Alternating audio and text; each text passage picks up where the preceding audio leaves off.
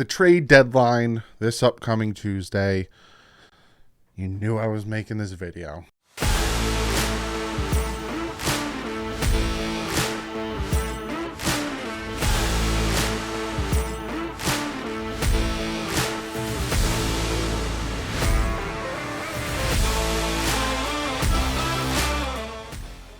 What is up, fans?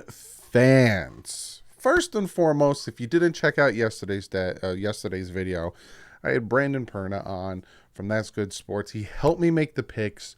It was my honor and pleasure to have him on. You know, big Denver Broncos fan. He has this huge NFL channel, and it was just awesome to have him on. Great guy. We had a fun discussion. Go check out the picks video. He gave me some really good insight, not only on the Broncos, but some of the other teams. Go check that ish out. But in this video, we are going to be looking at potential trade targets for the Miami Dolphins during the trade deadline. I'm going to go into a spiel on why certain players and all that stuff. And then talk about essentially who could be traded away from the Dolphins. But before we jump into all the trade deadline stuff, there are some news that happened. Brandon Jones, unfortunately, going on the IR with an ACL injury. He's out for the year, which really sucks. He was, our thumper, and was really, when we drafted him from, I think it was, I'm not going to say just Texas, but it was a college in Texas off the top of my head. He was injured, and he kind of fell to us, third round. And when we took him safety, I was like, all right, that's not a bad pick. Grant Delpit went ahead, and that's the same year that, we took Noah Benogany instead of taking other potential safeties that were there. And he actually flowered into being a really good safety, a really good combination with Javon Holland. Unfortunately, he goes to the IR. So that just adds another person, right? We bring in Alexander because we don't know what's going on with Byron. He gets injured. Trill Williams, he gets injured. Cater Kohu, he's injured. Keon Crossan, he's injured. Now Brandon Jones, he's injured. And it's like, what's going on with Byron Jones? That's the number one asked question in these videos is, hey, Doug, what's going on with Byron Jones? I have no idea, but the best position we had going into this season was our secondary. Now it's the worst because we have Xavier Howard. That is it. We are literally right now running with 3 corners. 4 actually now, because the Dolphins did sign Jamal Perry. You guys know about Jamal Perry. He's been on the Dolphins on and off. But so you're going to hear a lot of names when it comes to the trade deadline. Also, the Dolphins signed offensive lineman tackle Grant Hermans. They also tried out Malcolm Butler, which I was very intrigued to hear that they tried out cornerback Malcolm Butler, tackle Austin Pleasance, and tackle Garrett McKinn. So they know where they stand and what needs to be addressed. So that being said, now let's get to what the video is titled and kind of trade deadline targets who the Dolphins could be targeting. Now, going into the season, like last year was different. The Dolphins didn't do crap in the offseason, and it kind of made you feel like they were okay with the team. And then when stuff started happening and we went 1-7, going up to the trade deadline, we only won 1 game. It's like, are the Dolphins going to make a move? Are they going to do something? Are they going to try to fix some pieces that aren't working, and what's going on? And then they didn't. They just sat pat. You were like, ugh. And right now, you're seeing some things happen. Robert Quinn gets traded. CMC gets traded. You saw the wide receiver from the Carolina Panthers gets traded. You're seeing people being moved. And then all of a sudden the thought process is, hey, Chris Greer, do something. Please do something. And when was the last time we said that? It was in the offseason. And for a full week, he was working on trading for Tyreek Hill. So every time we're like, why isn't he doing anything? He should be doing something. What's going on? Why isn't he doing anything? He probably is doing something.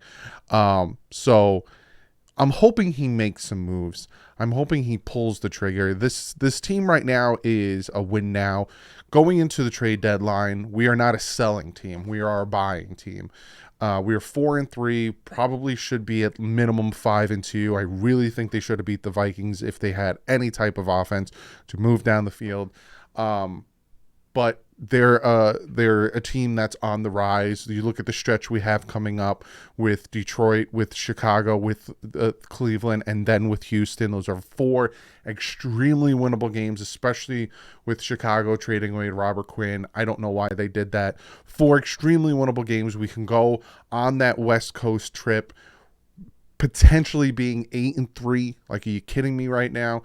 So this is a very win now team, and this is a team that needs to fix the problems, right?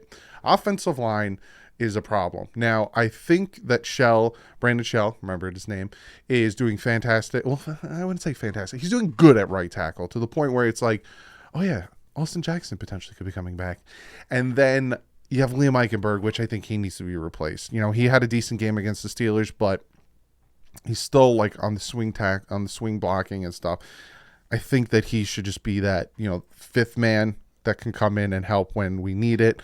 But for the most part, I think we need to address that guard position. And then obviously corners. We have 4 corners. So that being said, I think the Dolphins should be buying. And so we're going to talk about who I think they should be targeting, or names out there that intrigue me. And then I'll talk about names that possibly could be moved on the trade deadline. So you're going to hear a lot of, I'm putting them into the same category, so same positions. So you're going to hear me say names a lot. But the first one on my list is cornerback. We're going to start with the corners.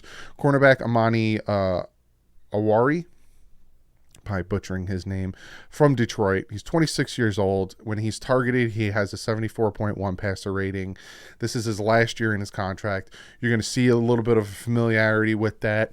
I like his age. Also, Detroit seems like, I hate using this word, but it seems like they're tanking a little bit because obviously they probably don't want Jared Goff to be their quarterback next year. So they're probably trying to get one of the 3 quarterbacks that are coming out in the draft, this upcoming draft in 2023.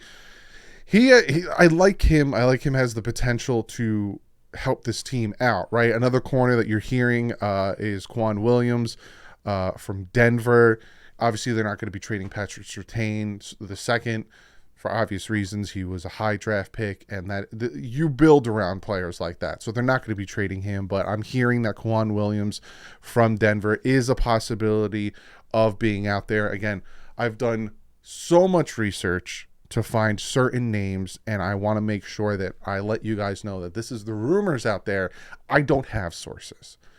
I wish I did, because I could tell you a lot more than I know. But I don't have sources, so this is just me doing a lot of research, whether on the internet, whether talking to people, and all that stuff. But Quan Williams is another potential. This one I've heard being connected to the Dolphins, and that is cornerback Sidney Jones, the 4th from Seattle. I've heard that the Dolphins have showed some interest in him. He's 26. When he is targeted, he gives up an 84.3 passer rating. He has $3.6 million left on his contract this year, and then he's a free agent next year. So it's another situation where we can bring him in, trade for him, probably give up like a 6th for him, which isn't much, because he's sitting on the bench. Sidney Jones isn't doing anything. Bring him in, have him play, and if he does really well, sign him to an extension. It's essentially a 1-year try deal, but he's young. He's 26, really young. Then quarterback Greedy Williams from the Browns. You hear, him and Kareem Hunt are possibilities of being traded. Knock on that door a little bit. And then there is William Jackson III from the Washington Commanders. Also, he wants to be traded as well. Pull the trigger on one of those corners. To me, Sidney Jones seems like it's something that they probably will do, being that I'm hearing that the Finns are showing interest in him. But any of the 4 I named, Amani from Detroit, Quan Williams from Denver, Sidney Jones, Greedy Williams, or William Jackson, pull the trigger. You need to bring a corner in. You need to bring a starting caliber corner in, especially because we have no idea what's going on with Byron. No idea whatsoever. And we're so beat up right now that bye week is still another 3 weeks away. And then after that, hopefully these guys get healthy. And then all of a sudden we go into that stretch, into the playoff race with a much more alive, rejuvenated secondary where we could start playing a little bit better. Those 3, right? Now, shifting a little bit, right? This area isn't that much of a need. But if they did pull this trigger, I would be very happy. And that's the linebacking core, right? I'm going to start with one that was already kind of been rumored, and that's Roquan Smith. Now, I'm going to pop up an image here. That's Roquan Smith when he found out that Robert Quinn was traded. He was in a press conference, and that is his image, and that is his reaction to finding out that Robert Quinn was traded. Does that look like a man that wants to stay in Chicago and is happy being in Chicago? So Roquan Smith, right? If we make the play for him, and again, I'll get to who's on the trade that for the Dolphins, but if we make a play for him and we can get him to be our middle linebacker, then all of a sudden I'm feeling better, right? I'm not saying our middle linebackers have been playing bad, because we obviously have a top 10 rush defense when it comes to having a Landon Roberts and Christian Wilkins is doing, but adding Roquan Smith would really, really help out that linebacking core. Another name I'm hearing out there. This is a name I'm actually hearing out there. And when I heard this name, I'm like, all right, maybe the Dolphins should just pick up the phone and call it. And that's Isaiah Simmons from the Arizona Cardinals, which some people will probably comment, no, there's no way they would trade him. I'm hearing his name being floated out there multiple times. And if that is true, give a little call, because him and Tyndall matched up. The speed that both of these guys have would make our linebacking core incredibly dangerous. So, again, I'm throwing these names at you because this is what I'm hearing, but give Arizona a call and be like, what would you want for Isaiah Simmons? And don't be ridiculous. Don't say 2 firsts. Speaking of 2 firsts, Carolina Panthers, right? Brian Burns, supposedly they turned down an offer for 2 firsts. I'm not talking about Brian Burns, but Shaq Thompson, I'm hearing he's a name out there, and that is a potential, right? A linebacker, he's an outside linebacker. We do play that 3-4-4-3 scheme.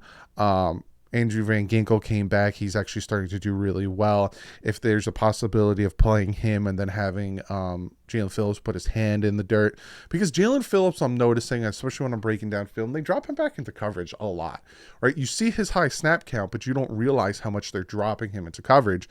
You go out and get Shaq Thompson. Have him paired up with Phillip Lindsay. All of a sudden, that makes that linebacking core dangerous. So again, I don't see Isaiah Simmons being a possibility, but Roquan Smith and Shaq Thompson, if they pulled the trigger on one of those two, all of a sudden I'm like, all right, this Dolphin team is taking this incredibly serious. Now we get to the offensive line. Obviously, the offensive line is a problem.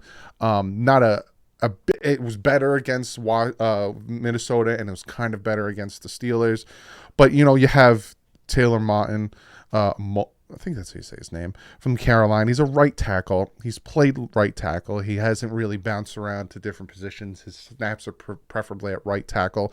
That means you could take Shell and put him at left guard, or Austin Jackson, put him at left guard when he's healthy. He's going to cost you a little bit, right? He's got a big cap hit. He just signed a new contract, I think, last year. So he's going to cost you a little bit, but he's a really good right tackle and can really help to his blind side, and with the future, just really help that right tackle spot. Another name from the Carolina Panthers, Bradley Bozeman. Now, I understand he's a center, and yes, our center in Connor Williams has been doing really well. I think he's right now ranked like a top 10 center in the NFL. But you could take Bradley Bozeman, potentially put him at left guard, and have him help there. That left guard spot scares the crap out of me. Teron Armstead's doing fantastic at left tackle. I watched him pancake a ton of people against the Steelers. Obviously, we know what's going on with Connor Williams. Robert Hunt has been playing top 15 right guard. Right tackle is all right now with Shell. If they get Martin, if they don't, Austin Jackson, have that competition. It's the left guard spot. If you go out and get Bradley Bozeman, put him there. He's also a emergency center if we need it. Another name I'm hearing out there, and I'm hearing this because he's a pending free agent, and if this team makes this move, it clears up cap space for their quarterback that's coming back. That kind of probably tipped you off, and that is Jack Conklin from the Cleveland Browns. I'm hearing his name out there. Now, is it going to happen? Will it cost you a pretty penny? Probably. But I would do anything at this point to bolster up that offensive line, to get the running game going and to allow the passing game to just be disruptive as it can be. So if they can get Jack Conklin, who I wanted when he was a free agent, that would really help. And again, he's a potential free agent. Bring him in, try him out. If you like what you see, give him that contract extension. And the last name, this isn't a flashy, sexy name, but Jackson Carman from the Cincinnati Bengals. He is a guard. Could he be better than Liam Eichenberg? Probably. Actually, the answer is yes, because Liam Eichenberg, I think, is ranked 37th or 36th in guards, which is not good because 67th in guards, because there's 64 starting guards in the NFL, and he's worse than them. So bring in Jack Carman, and again, that probably be like a 7th round pick, if anything, with that. So those are the names I'm throwing out at you. These are names that, write them down. I think the one you should really pinpoint, and again, I heard the Finns showed interest, is Sidney Jones the fourth from the Seattle Seahawks. I heard they showed interest, and again, I'm hearing it's like they could probably get him for like a 6th. So maybe jot that name down. Now I'm going to talk about Miami Dolphin players that are potentially on the trade block that could help us get some of these players. Now, the first name I'm going to talk about, because he's being talked about consistently, and that's Mike Gesicki. Mike Gesicki is on the trade block, rumored, and we're all hearing it, and he's hearing it, and he said he doesn't care. He's having fun playing, and he's actually doing really well blocking. I showed you in one of the film breakdowns, I think against the Vikings, where he blocked this guy to the ground. Really good, getting better. The Dolphins owe him another $5.8 million from his $10.9 million franchise tag, so essentially that would transfer with the trade. I could see him being in a trade package for Roquan Smith. I could see him being in a trade package 1-for-1 for some of these players to save cap space for the team that he's going to, because not a lot of teams in the NFL right now have the cap space, specifically the Dolphins. I think the Dolphins right now are sitting at about $7-8 million in cap space. So Gesicki could be that trade option. Now, am I saying I want to trade Mike Gesicki? Got to realize something. The names I'm saying or who I'm hearing are on the trade block for the Dolphins, not necessarily who I would trade. I wouldn't want to trade Gesicki. I think he is doing really well, and he's a big target in the red zone. But that's what I'm hearing. And again, you can use him to try to get a Roquan Smith. It could really lessen the blow of the draft capital you have to give up for a Roquan Smith if you send Gesicki over. Other potential, like with Denver, if you want Quan Williams, or with the Browns, if you want Greedy Williams, or, with Carolina, if you want Tyler Martin or Bradley Bozeman, or, any of these guys. Gesicki will lessen that blow because of the fact that you can restructure his contract, you could sign him to a new one, and at the level that he is playing. Another name is Cedric Wilson Jr. We signed him to a 3-year, $22 million, $12.7 million guaranteed contract, and then we got Tyreek Hill. And I think when they signed him, they didn't think there was an option to get Tyreek Hill. And then when we got Tyreek Hill, we were like, all right, well, we got Cedric Wilson Jr. He'll be a good number 3. And then all of a sudden, Sherfield outperformed him. And then all of a sudden, Craig Kraft outperformed him. And then we have Eric Uzakoma sitting, and you're just like, what are we going to do with this guy? Well, he's going to have to return punts, and that's what he's doing now. So I could see him being traded. His cap hit this year is only $5.7 million. His cap hit next year is $8 million, and then after that, they can cut him. There's an out after 2023 where it doesn't cost anything. So again, he could be in a package to lessen the blow of draft picks and also help the team save their cap space by sending us a player, and we send you Cedric Wilson Jr. Another name. Now I'm hearing Mike Gesicki. I'm hearing Myles Gaskin, but I counter Myles Gaskin and I give you Chase Edmonds. Now we just signed Chase Edmonds, 2 years, $12.1 million, $6.1 million guaranteed. He's costing $5.5 million this year, but we can. Any of the teams can cut him after this year and save $6 million. So essentially, it's a 1-year contract for Chase Edmonds. He's not been.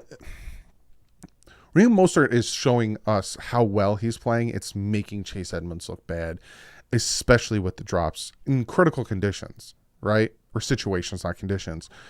So Chase Edmonds might be a guy that you can package with Carolina, right? I named 2 offensive linemen with Carolina. They kind of need a running back. They don't have CMC anymore. Or you look at some of these other guys. I wouldn't do the New York Jets already made their move with Jameson from the Jaguars, but you look at these teams that possibly need a running back or a second running back, and you can send Chase Edmonds their way in that move. And then the final guy, because obviously we're so banged up in the secondary and stuff that I don't see us trading away anyone else. And people are going to get very hurt by this one, but it is still a possibility, and I don't think they'll do it, but this name still is out there, and that's Noah Igbenogany. I understand that he had the game-winning interception against the Pittsburgh Steelers, and we all were happy about it. I was eating crow. I was very happy for him that he got that. He got that monkey off his back because he has been struggling in coverage. He had a decent game against the Minnesota Vikings, had those 2 very nice potential interceptions against the facing Adam Thielen and Cousins.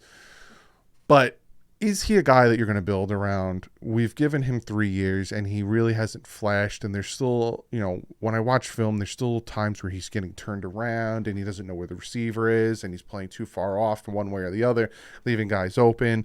So I don't think you're getting anything for Noah. I think Noah would probably be part of a trade package, but he's a name that I'm hearing out there. Now, that could change being due to the fact that we don't have any corners. So why would you trade away a corner if you don't have any corners? But again, I'm letting you know of the names that are out there. But if I had it my way, I'm trading for a corner. If we could get Roquan Smith, do a backflip, I'd probably send, Landon Roberts or something over with that type of move. But Gruger Hill just got cut by the Houston Texans. So there's a possibility we bring him back in and kind of shore up that middle linebacker position. But offensive linemen or corners are most important to me. Get a guard and get another corner, starting caliber corner, and then all of a sudden I could breathe a sigh of relief going and facing the Detroit Lions, who have pretty good receivers, facing the Chicago Bears when you got to deal with Justin Fields, and then facing the Cleveland Browns, who again are pretty good on offense. So make these moves, or at this point, make any moves. If we go into the trade deadline and leave the trade deadline with no moves made, no cornerback additions, no offensive line additions, and Chris Greer's like, "Oh, I think we're good at where we are," I'm going to be very mad, and I'm going to make a video about it, how mad I am that you could sit back and look at how decimated this defense as secondary is and think that you're good. We're Gucci.